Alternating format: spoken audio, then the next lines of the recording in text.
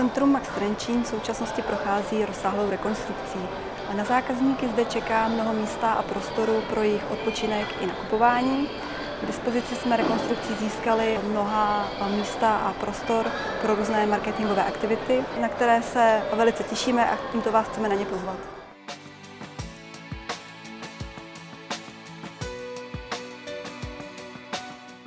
Sme radi, že aj napriek tomu, že v obchodnom centre Max momentálne prebiehajú rekonštrukčné práce, sme mohli toto obchodné centrum navštíviť s našim projektom Pojazdná ambulancia Dni zdravých žil a ponúknuť tak verejnosti možnosť nechať si bezplatne vyšetriť ich nohy, či majú alebo nemajú chronické žilové ochorenie.